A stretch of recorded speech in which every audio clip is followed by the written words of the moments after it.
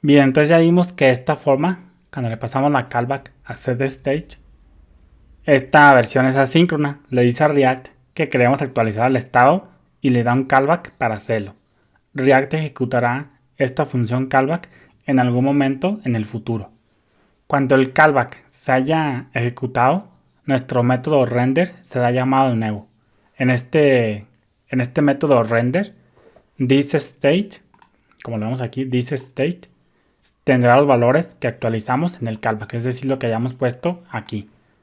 Este modelo de interacciones se llama, aquí en React, se conoce como unidirectional data flow. Y es un concepto central de React. Contrasta con el modelo to, contrasta con el modelo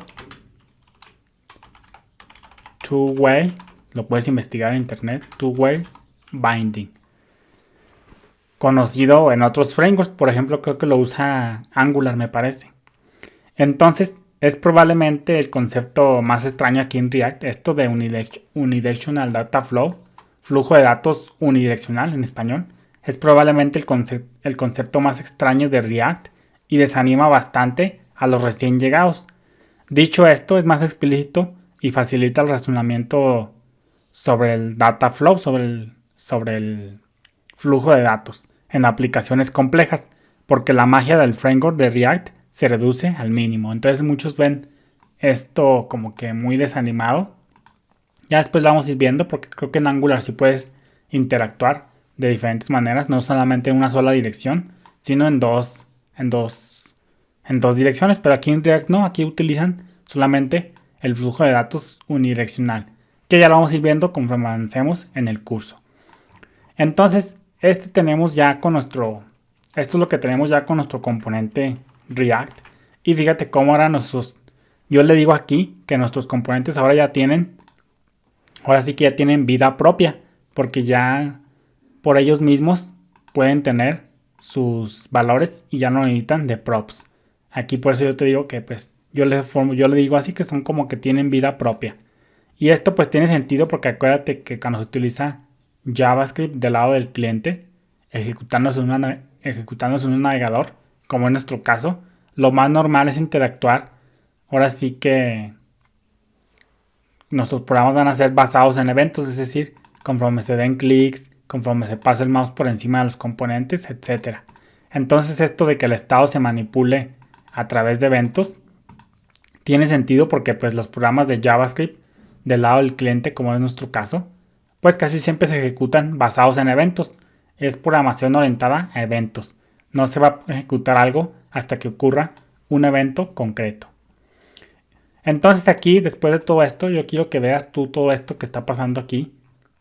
Que quiero que te centres como el state, pues básicamente viene siendo el state como en los objetos de programación orientada a objetos tradicional. Acuérdate, como yo te dije, te lo vuelvo a repetir, los objetos en programación orientada a objetos tienen un estado.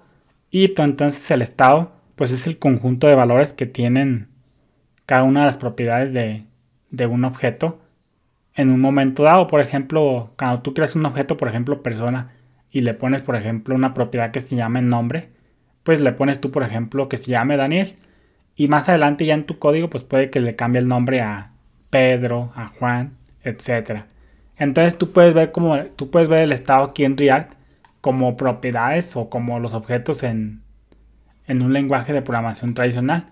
Acuérdate que los objetos tienen pues propiedades y métodos. Y entonces pues aquí yo quiero que tú hagas una similitud como los objetos que conocemos en lenguajes de programación tradicionales. Fíjate cómo le damos un estado inicial. Por ejemplo, fíjate, le podemos aquí dar un estado, no necesariamente de 0, le podemos poner que empiece en 5. Vamos a guardar. Este método getInitialState, como te dije, se llama antes de llamar al método render. Por consecuencia, cuando se ejecuta este método, pues ahí ya count vale 5. Entonces para acceder al estado pues hacemos thisState. ¿Y a qué propiedad queremos acceder del objeto?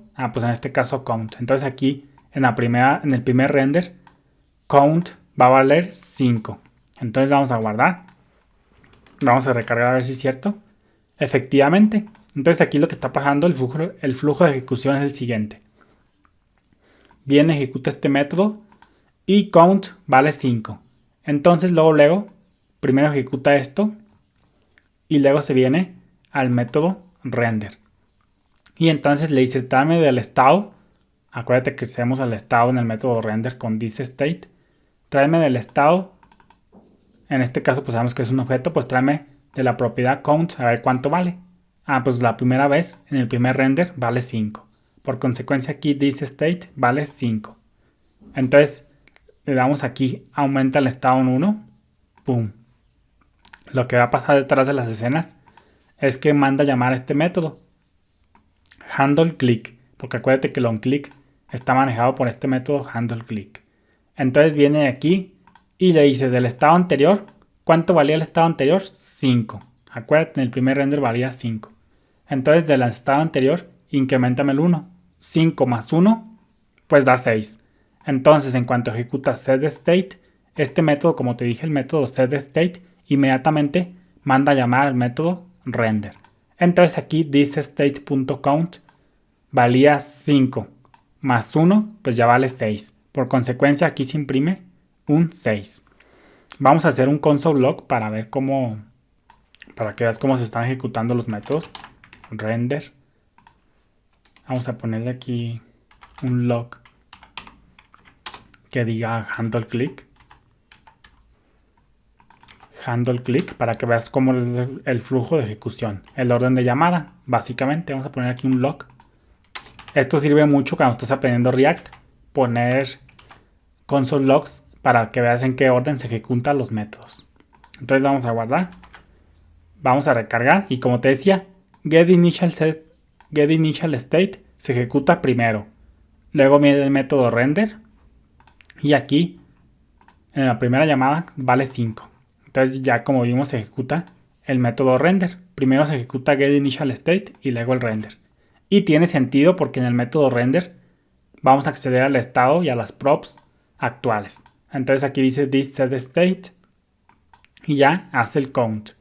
Entonces ya cuando le hace un clic, vamos a darle un clic, pues fíjate cómo primero se ejecuta el handleClick, como te decía. Ejecuta el handleClick, luego ejecuta setState e inmediatamente manda a render. Entonces siempre que se llama setState, siempre inmediatamente se va a llamar después a render. Y te va a imprimir el de state actual. Eso sería todo. Bendiciones.